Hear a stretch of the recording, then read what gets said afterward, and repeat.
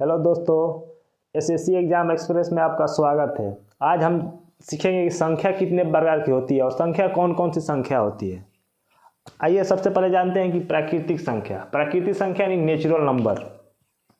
प्राकृतिक संख्या क्या होती है। एक पाइनेस नामक वैज्ञानिक थे, इन्होंने बताया कि वह संख्या जो गिनने में प्रयोग होती है उसे प्राकृतिक संख्या कहते हैं। जैसे 1, 2, 3, 4 सब गिनने में प्रयोग होगी ना, जिसे क्या बोलेंगे, प्राकृतिक संख्या। यानी 1 से लेकर 1, 2, 3, 4 अनंत तक, 1 से लेकर अनंत तक की संख्याओं को क्या कहते हैं, प्राकृतिक संख्या कहते हैं। चलिए समझ में आया प्राकृतिक संख्या किसे कहते हैं। यानी 1 से लेकर अनंत तक की संख्या को क्या बोलेंगे, प्राकृतिक संख्या। चलिए अगला है पूर्ण संख्या। पूर्ण संख्या मतलब होल नंबर, इसको बोलते हैं इंग्लिश में होल नंबर। इसको लिखते हैं हम W से। अगर प्राकृतिक संख्या में अगर 0 को भी शामिल कर लेंगे तो कौन सी संख्या बन जाएगी, पूर्ण संख्या बन जाएगी। यानी 0, 1, 2, 3 यानी 0 से लेकर अनंत तक की संख्या को क्या बोलेंगे, पूर्ण संख्या बोलते हैं। कोई दिक्कत। आइए अगला आया है पूर्णांक संख्या। पूर्णांक संख्या एक जोहानी नामक जर्मन व्यक्ति थे, इन्होंने बताया कि माइनस में भी जितना संख्या हो, प्लस में भी जितना संख्या, यानी सभी संख्याओं को क्या बोलेंगे, पूर्णांक संख्या। जैसे -1, -2, -3, माइनस में अनंत तक, प्लस में 0, 1, 2, 3 प्लस में भी अनंत तक, यानी सभी को क्या बोलेंगे, पूर्ण संख्या बोलते हैं, पूर्णांक संख्या बोलते हैं। कोई दिक्कत। अब अगला है परमेय संख्या। परमेय संख्या वह संख्या यानी रेशनल नंबर। परमेय संख्या वह संख्या होती है जो P/Q के रूप में हो, यानी कुछ बटे कुछ। जैसे 2/5 हो गया, P/Q के रूप में है ना। यानी जो संख्या P/Q के रूप में हो उसे क्या बोलते हैं, परमेय संख्या बोलते हैं। लेकिन इसमें कंडीशन है, P और Q क्या होना चाहिए, पूर्णांक। पूर्णांक मतलब यही है ना, पूर्णांक संख्या यानी माइनस में हो संख्या, प्लस में हो और 0, यही हो पूर्णांक में से ही संख्या हो P और Q, उसी को बोलेंगे। जो P/Q के रूप में हो उसे क्या बोलेंगे, पूर्णांक संख्या। लेकिन Q बराबर 0 नहीं होना चाहिए। Q बराबर 0 मतलब हर में Q है ना, हर में क्या नहीं होना चाहिए, 0। यानी जो P/Q के रूप में हो लेकिन हर में 0 ना हो उसे क्या बोलेंगे, परमेय संख्या। जैसे 2/5, 2/5 क्या है, 2 भी एक पूर्णांक है, 5 भी एक पूर्णांक है, यानी 2/5 है ना, P/Q के रूप में है ना, हर में 0 भी नहीं है ना, तो कौन सी संख्या होगी, परमेय संख्या होगी। अगला है -3/5। -3 है तो भी आएगा, माइनस में पूर्णांक तो आइबे करेगा, -3 एक पूर्णांक है, 8 भी पूर्णांक है, तो ये भी क्या होगा। इसी तरह 6/9 है, ये भी -6 है, -6 भी पूर्णांक संख्या है, 9 भी पूर्णांक संख्या है, यानी 6/9 को क्या बोलते हैं, परमेय संख्या। इसी तरह रूट में 25 है ना, रूट में 25 यानी 25 के वर्गमूल पर सबसे पहले देखिए निकल रहा है कि नहीं निकल रहा है। तो 25 के वर्गमूल कितना होता है, 5, यानी इसका 5 होगा ना, इसको हम लिख सकते हैं ना 5/1, 5 को लिख सकते हैं ना 5/1, यानी इसको P/Q के रूप में लिख सकते हैं ना। 5 भी पूर्णांक है और 1 भी पूर्णांक है, यानी इसको क्या बोल सकते हैं, परमेय संख्या। इसी तरह 16 का वर्गमूल कितना होता है, 4 होता है ना, इसको लिख सकते हैं ना 4/1, यानी 4/1 P/Q के रूप में लिख सकते हैं ना।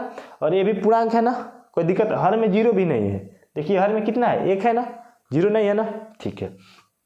परमेय संख्या का एक और कंडीशन होता है, इसका होता है कि वे संख्या जिनका दशमलव प्रसार शांत, वह संख्या जिसका दशमलव प्रसार शांत या समान आवृत्ति का हो। इसका मतलब देखिए, वे दशमलव में संख्या है जो समान आवृत्ति, यानी जो संख्या बार बार दशमलव के बाद से वही संख्या बार बार दोहराने वाला हो, या शांत हो। शांत मतलब कहीं ना कहीं जाकर पूरा कट जाए। जैसे इसको देखिए, भाग दिए तो इतना पाकर कट गया ना पूरा, ये भी पूरा कट गया है ना, कोई दिक्कत, ये भी पूरा कट गया है। लेकिन इसमें देखिए, इसमें भाग दिए तो 3 बार अनंत तक आएगा ना, लेकिन दोहरा रहा है, रिपीट कर रहा है ना। जब रिपीट करेगा तो परमेय संख्या होगी, या जाकर कहीं ना कहीं जाकर पूरा कट जाएगा तब भी परमेय संख्या। इसमें देखिए 0.322 यानी 2 बार आ रहा है ना, कोई संख्या जाकर रिपीट कर रहा है ना, तो रिपीट करेगा तो कौन संख्या होगी, परमेय संख्या होगी।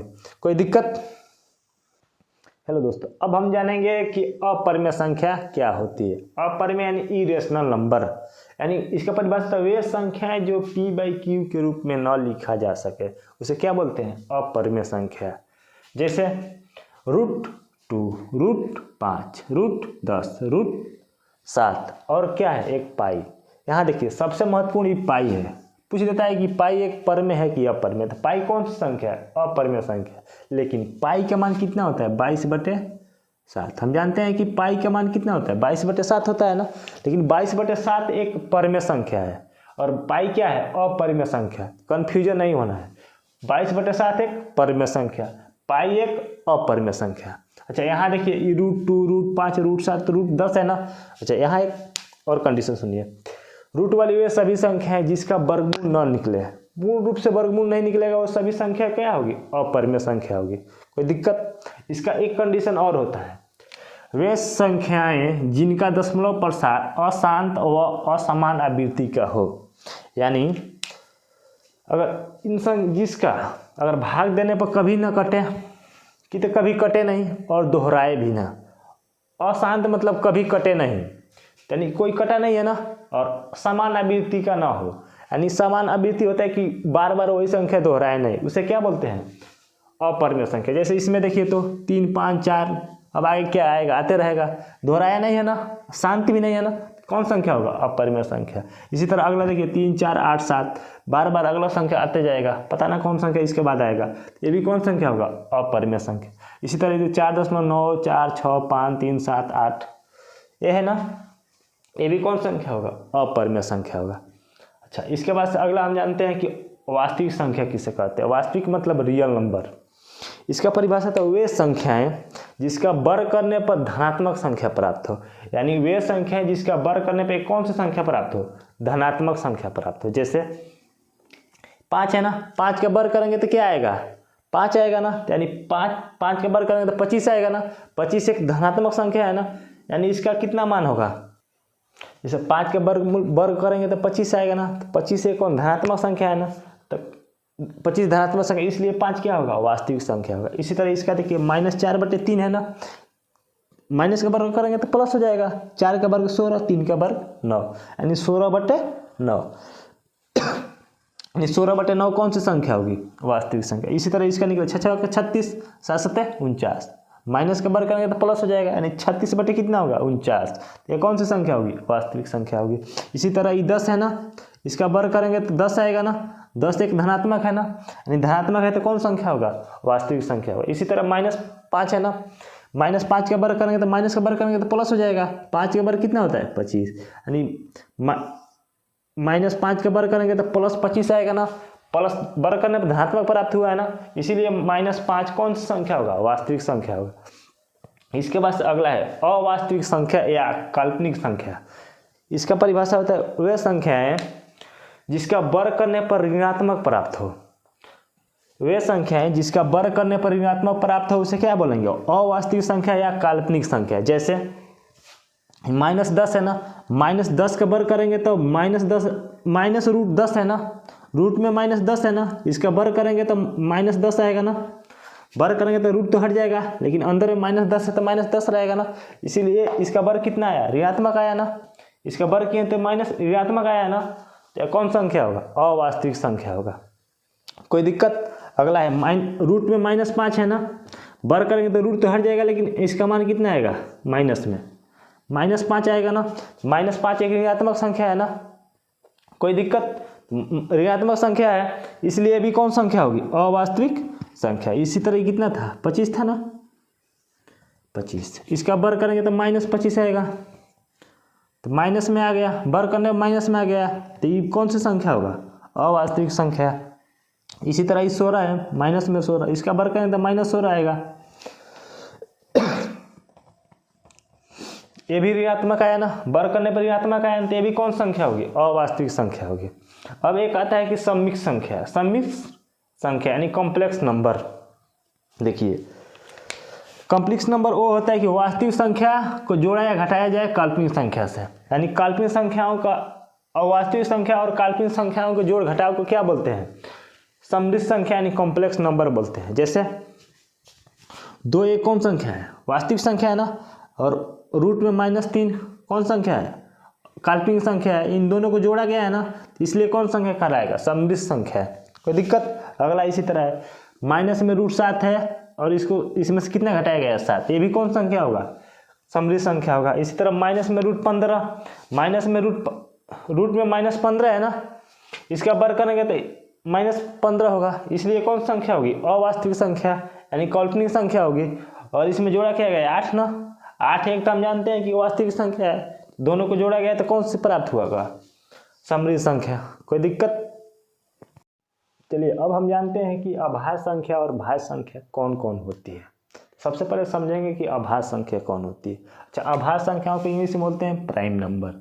इसका एक और नाम है अभाज्य संख्या, रूट संख्या है, कोई दिक्कत? तो अभाज्य संख्या बोले या रूट संख्या बोले, कंफ्यूजन नहीं होना है। चलिए इसका परिभाषा तो वे संख्या है जिसमें 100 का भाग जाए या 1 का भाग जाए, यानी साफ साफ बोल सकते हैं कि वो किसी से कटे ना, यानी जिसका गुणनखंड संभव न हो। जैसे इसे समझिए, दो किसी से कटेगा नहीं, कटेगा ना, लेकिन दो किसी से कटेगा नहीं, दो में 2 का भाग जाएगा ना, और 1 का भाग जा सकता है ना, यानी इसका 2 क्या है, अभाज्य संख्या है। जैसे 3 भी हो गया, 5 हो गया, 7 हो गया, 11, 13, 17, 19, 23 हो गया, 29 हो गया, 31 हो गया, 37 हो गया, 41 हो गया, इसके आगे 43 मिलेगा, 47, 53, 59, 61, 67, 71, 73, 79, 83, 89 और 97, यानी 1 से लेकर 100 तक मैंने क्या लिखा है, अभाज्य संख्याएं कितनी होती है सब लिख दिया है, कोई दिक्कत?